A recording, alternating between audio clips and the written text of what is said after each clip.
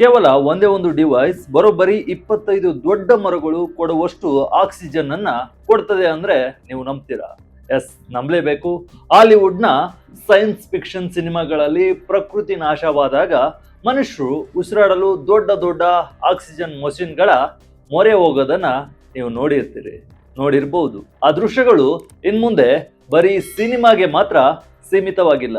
S ವೀಕ್ಷಕರೇ, ಇವತ್ತಿನ ದಿನಗಳಲ್ಲಿ ನಮ್ಮ ಭಾರತದ ಪ್ರಮುಖ ನಗರಗಳು ಎದುರಿಸ್ತಿರೋ ಅತಿ ದೊಡ್ಡ ಸಮಸ್ಯೆ ಅಂದ್ರೆ ಅದು ಪೊಲ್ಯೂಷನ್, ಅಂದ್ರೆ ವಾಯು ಮಾಲಿನ್ಯ. ದಿನೇ ದಿನೇ ಟ್ರಾಫಿಕ್ ಹೆಚ್ಚಾಗ್ತಿದೆ, ಗಗನಚುಂಬಿ ಕಾಂಕ್ರೀಟ್ ಬಿಲ್ಡಿಂಗ್ಗಳು ತಲೆ ಎತ್ತಿವೆ. ಆದ್ರೆ ಮರಗಿಡಗಳ ಸಂಖ್ಯೆ ಮಾತ್ರ ದಿನದಿಂದ ದಿನಕ್ಕೆ ಕಮ್ಮಿ ಆಗ್ತಲೇ ಇದೆ. ಸಿಟಿ ಮಧ್ಯಭಾಗದಲ್ಲಿ ಜನದಟ್ಟಣೆ ಇರೋ ಜಾಗದಲ್ಲಿ ಹೊಸದಾಗಿ ದೊಡ್ಡ ದೊಡ್ಡ ಮರಗಳನ್ನ ಬೆಳೆಸೋದು ಕೂಡ ಪ್ರಾಕ್ಟಿಕಲ್ ಆಗಿ ಸಾಧ್ಯ ಆಗ್ತಿಲ್ಲ. ಹಾಗಾದ್ರೆ ಈ ಏರ್ ಪೊಲ್ಯೂಷನ್ ಮತ್ತು ಗ್ಲೋಬಲ್ ವಾರ್ಮಿಂಗ್ಗೆ ಪರಿಹಾರವೇ ಇಲ್ವಾ? ಉಸಿರಾಡಲು ಶುದ್ಧವಾದ ಗಾಳಿ ಸಿಗೋದೇ ಇಲ್ವಾ ಅಂತ ನೀವು ಯೋಚನೆ ಮಾಡ್ತಿರ್ತೀರಿ. ಅದಕ್ಕೆ ಒಂದು ಗುಡ್ ನ್ಯೂಸ್ ಇದೆ, ಇದನ್ನ ನೀವು ಕೇಳಲೇಬೇಕು. ನಮ್ಮ ಭಾರತದ ನಗರವೊಂದು ಈ ಸಮಸ್ಯೆಗೆ ಒಂದು ಫ್ಯೂಚರಿಸ್ಟಿಕ್ ಅಂದ್ರೆ ಭವಿಷ್ಯದ ಟೆಕ್ನಾಲಜಿಯನ್ನ ಬಳಸಿ ಅದ್ಭುತವಾದ ಪರಿಹಾರವನ್ನ, ಸೊಲ್ಯೂಷನ್ ಅನ್ನ ಕಂಡುಕೊಂಡಿದೆ. ಭೋಪಾಲ್ ನಗರದಲ್ಲಿ ಈಗ ಭಾರತದ ಮೊಟ್ಟ ಮೊದಲ ಆಲ್ಗೆ ಟ್ರೀಯನ್ನ ಇನ್ಸ್ಟಾಲ್ ಮಾಡಲಾಗಿದೆ. ನೋಡಲು ವಿಜ್ಞಾನದ ಸಿನಿಮಾಗಳಲ್ಲಿ ಬರೋ ಯಾವುದೋ ಒಂದು ಅಡ್ವಾನ್ಸ್ಡ್ ಮಷಿನ್ ತರ ಕಾಣೋ ಈ ಸ್ಟ್ರಕ್ಚರ್ ಈಗ ಇಡೀ ದೇಶದ ಗಮನ ಸೆಳೆತಿದೆ. ಸೋಷಿಯಲ್ ಮೀಡಿಯಾದಲ್ಲಂತೂ ಇದರ ವಿಡಿಯೋಗಳು ಮತ್ತು ಫೋಟೋಗಳು ಸಿಕ್ಕಾಪಟ್ಟೆ ವೈರಲ್ ಆಗ್ತಿವೆ.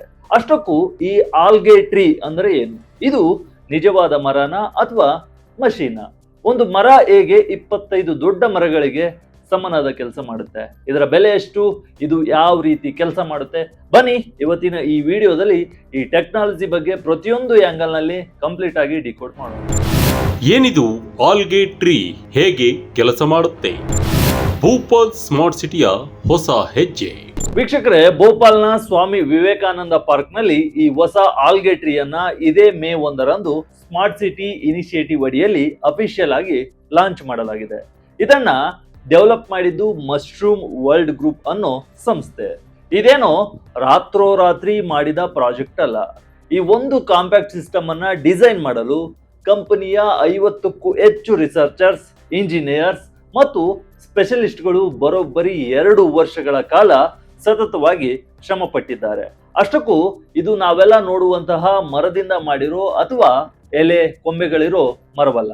ಇದೊಂದು ಮ್ಯಾನ್ ಮೇಡ್ ಅಂದ್ರೆ ಮಾನವ ನಿರ್ಮಿತ ಡಿವೈಸ್. ಇದು ನೋಡಲು ಒಂದು ದೊಡ್ಡ ಸಿಲಿಂಡರ್ ಆಕಾರದಲ್ಲಿದ್ದು ಒಳಗಡೆ ಹಸಿರು ಬಣ್ಣದಲ್ಲಿ ಗ್ಲೋ ಆಗ್ತಿರುತ್ತೆ. ಬೀದಿಗಳಲ್ಲಿ ಅಥವಾ ಪಾರ್ಕ್ಗಳಲ್ಲಿ ಇಡಲು ಹೇಳಿ ಮಾಡಿಸಿದಂತಹ ಡಿಸೈನ್ ಇದರದ್ದು.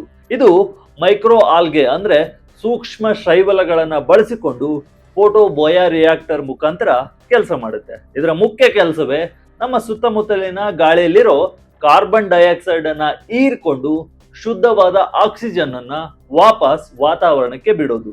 ಎಲ್ಲಿ ನಿಜವಾದ ಮರಗಳನ್ನ ನೆಡಲು ಜಾಗ ಇರುವುದಿಲ್ಲವೋ, ಎಲ್ಲಿ ಪೊಲ್ಯೂಷನ್ ವಿಪರೀತವಾಗಿರುತ್ತದೆಯೋ ಅಂತಹ ಅರ್ಬನ್ ಸೆಟ್ಟಿಂಗ್ ಗಳಿಗೆ ಇದೊಂದು ಪರ್ಫೆಕ್ಟ್ ಸೊಲ್ಯೂಷನ್ ಅಂತಾನೆ ಹೇಳ್ಬೋದು. ಒಂದು ಆಲ್ಗೆ ಟ್ರೀಗೆ 25 ಮರಗಳ ಶಕ್ತಿ, ಎಐ, ಸೆನ್ಸರ್, ಸೋಲಾರ್ ಕೆಲಸ.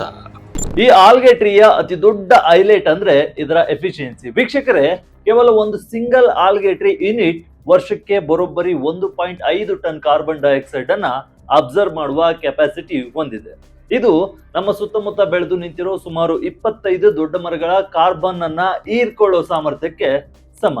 ಅಷ್ಟೇ ಅಲ್ಲ, ಕೇವಲ 15 ಮೀಟರ್ ರೇಡಿಯಸ್ ಒಳಗೆ ಅಂದ್ರೆ ಇದರ ಸುತ್ತಮುತ್ತಲಿನ ಜಾಗದಲ್ಲಿ ಗಾಳಿಯಲ್ಲಿರೋ ಅಪಾಯಕಾರಿ PM 2.5 ಕಣಗಳನ್ನ ಇದು 45% 55% ಕಡಿಮೆ ಮಾಡುತ್ತೆ.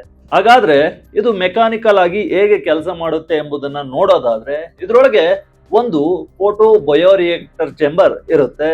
ಪಂಪ್ ಅಥವಾ ಫ್ಯಾನ್ಗಳ ಮೂಲಕ ಹೊರಗಿನ ಕಲುಷಿತ ಗಾಳಿಯನ್ನ ಈ ಮಷೀನ್ ಒಳಗೆ ಎಳೆದುಕೊಳ್ಳಲಾಗುತ್ತೆ. ಗಾಳಿ ಒಳ ಬರ್ತಿದ್ದಂತೆ ಅದು ಮಲ್ಟಿ ಸ್ಟೇಜ್ ಫಿಲ್ಟರ್ ಗಳ ಮೂಲಕ ಪಾಸ್ ಆಗುತ್ತೆ. ಇಲ್ಲಿ ಧೂಳು ಮತ್ತು PM 2.5 PM 10 ಅಂತಹ ಕಣಗಳು ಫಿಲ್ಟರ್ ಆಗುತ್ತೆ.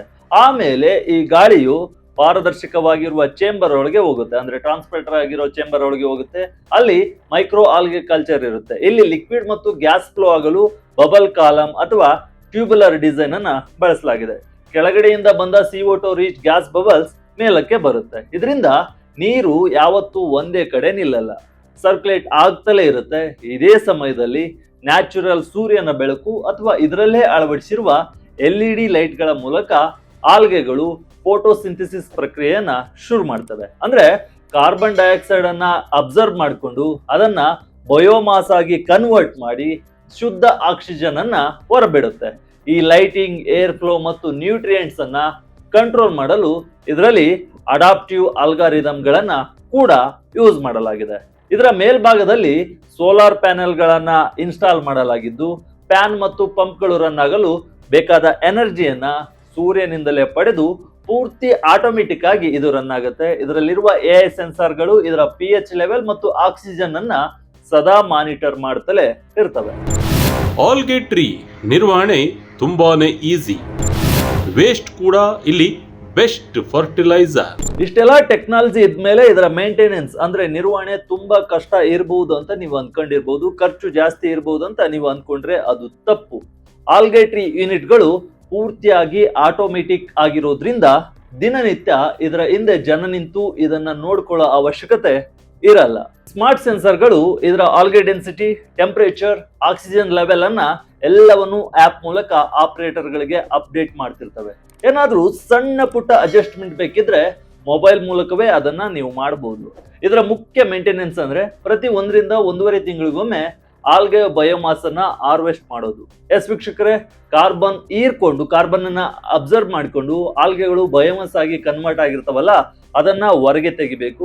ವಿಶೇಷ ಅಂದ್ರೆ ಇದು ವೇಸ್ಟ್ ಆಗಲ್ಲ, ಬದಲಾಗಿ ಇದು ಅತ್ಯುತ್ತಮವಾದ ಜೈವಿಕ ಗೊಬ್ಬರವಾಗಿ ಯೂಸ್ ಆಗುತ್ತೆ. ಹೀಗೆ ಎಕ್ಸೆಸ್ ಆದ ಬಯೋಮ್ಯಾಸ್ ತೆಗೆದ ಮೇಲೆ ಮತ್ತೆ ಫ್ರೆಶ್ ನೀರು, ಮಿನರಲ್ಸ್ ಮತ್ತು ನ್ಯೂಟ್ರಿಯೆಂಟ್ಸ್ ಅನ್ನ ಹಾಕಿ ಸರ್ಕ್ಯುಲೇಷನ್ ಅನ್ನ ಆನ್ ಮಾಡಲಾಗುತ್ತೆ. ಇನ್ನು ಹೊರಗಡೆ ಇರೋ ಗಾಳಿಯ ಫಿಲ್ಟರ್ ಗಳನ್ನ ಪೊಲ್ಯೂಷನ್ ಆಧಾರದ ಮೇಲೆ ಪ್ರತಿ 2 ರಿಂದ 4 ವಾರಗಳಿಗೊಮ್ಮೆ ಕ್ಲೀನ್ ಮಾಡಬೇಕು ಅಥವಾ ರೀಪ್ಲೇಸ್ ಮಾಡಬೇಕು. ವರ್ಷಕ್ಕೊಮ್ಮೆ ಪ್ರೊಫೆಷನಲ್ ಸರ್ವಿಸಿಂಗ್ ಮಾಡಿದ್ರೆ ಪಂಪ್ ಮತ್ತು ಕಲ್ಚರ್ ಯಾವುದೇ ಕಂಟಾಮಿನೇಷನ್ ಇಲ್ಲದೆ ಸ್ಮೂತ್ ಆಗಿ ರನ್ ಆಗುತ್ತೆ. ಕೇವಲ 2 ವ್ಯಕ್ತಿಗಳು ಈ ಮೇಂಟೆನೆನ್ಸ್ ಕೆಲಸವನ್ನ ಸುಲಭವಾಗಿ ಮಾಡಬಹುದು. ಆಲ್ಗೆ ಟ್ರೀ ಕಾನ್ಸೆಪ್ಟ್ ಹೊಸದೇನಲ್ಲ. ಭಾರತ, ಪ್ರಪಂಚದ ಅನೇಕ ಕಡೆ ಸ್ಥಾಪನೆ. ಭೋಪಾಲ್ನಲ್ಲಿ ಈ ಪ್ರಾಜೆಕ್ಟ್ ಈಗ ವೈರಲ್ ಆಗ್ತಿರಬಹುದು, ಆದ್ರೆ ಭಾರತದಲ್ಲಿ ಮತ್ತು ಪ್ರಪಂಚದಲ್ಲಿ ಈ ಕಾನ್ಸೆಪ್ಟ್ ಹೊಸದೇನು ಅಲ್ಲ. 2024ರ ಎಂಡ್ನಲ್ಲಿ ನೋಯ್ಡಾದ DS ಗ್ರೂಪ್ ಹೆಡ್ ಕ್ವಾರ್ಟರ್ಸ್ ನಲ್ಲಿ ಭಾರತದ ಮೊದಲ ಔಟ್ಡೋರ್ ಲಿಕ್ವಿಡ್ ಟ್ರೀ ಅನ್ನ ಇನ್ಸ್ಟಾಲ್ ಮಾಡಲಾಗಿತ್ತು. ಇದು ಕೂಡ ಇದೇ ಮೈಕ್ರೋ ಆಲ್ಗೆ ಟೆಕ್ನಾಲಜಿಯನ್ನ ಬಳಸುತ್ತೆ ಮತ್ತು 6 ಮರಗಳಷ್ಟು CO2 ಅನ್ನ ಕ್ಯಾಪ್ಚರ್ ಮಾಡುತ್ತೆ.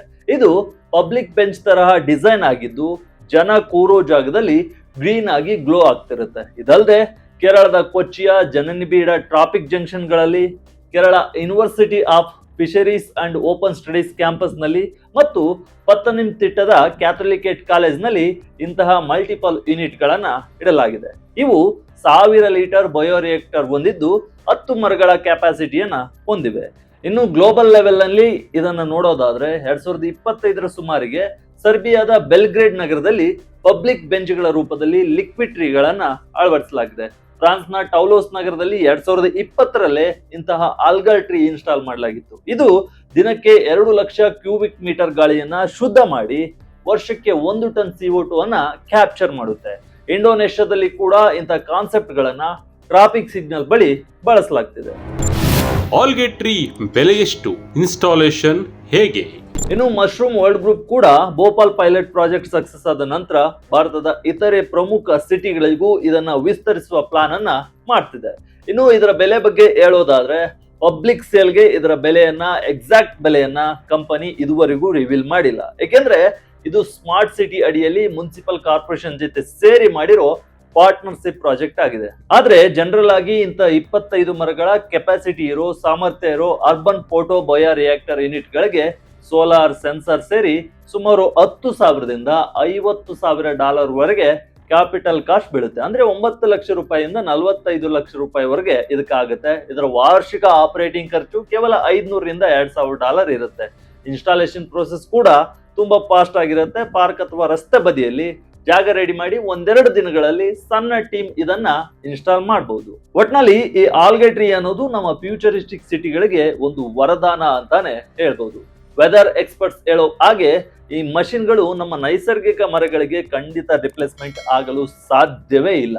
ನೈಜ ಮರಗಳ ನೆರಳು, ಅಲ್ಲಿ ವಾಸಿಸುವ ಪಕ್ಷಿಗಳು, ಜೀವ ವೈವಿಧ್ಯತೆಯನ್ನ ಮಷೀನ್ ಅಥವಾ ಯಂತ್ರ ಕೊಡಲು ಸಾಧ್ಯವಿಲ್ಲ. ಆದ್ರೆ ಕಾಂಕ್ರೀಟ್ ಕಾಡುಗಳಾಗಿರುವ ನಮ್ಮ ಮೆಟ್ರೋ ಸಿಟಿಗಳಲ್ಲಿ, ಜಾಗವೇ ಇಲ್ಲದ ಟ್ರಾಫಿಕ್ ಜಂಕ್ಷನ್ಗಳಲ್ಲಿ ಅಲ್ಲಿನ ಲೋಕಲ್ ಏರ್ ಕ್ವಾಲಿಟಿ ಇಂಪ್ರೂವ್ ಮಾಡಲು ಇದು ಒಂದು ಬೆಸ್ಟ್ ಅಡಿಷನಲ್ ಟೂಲ್ ಆಗಿ ಕೆಲಸ ಮಾಡೋದ್ರಲ್ಲಿ ಎರಡು ಮಾತೇ ಇಲ್ಲ.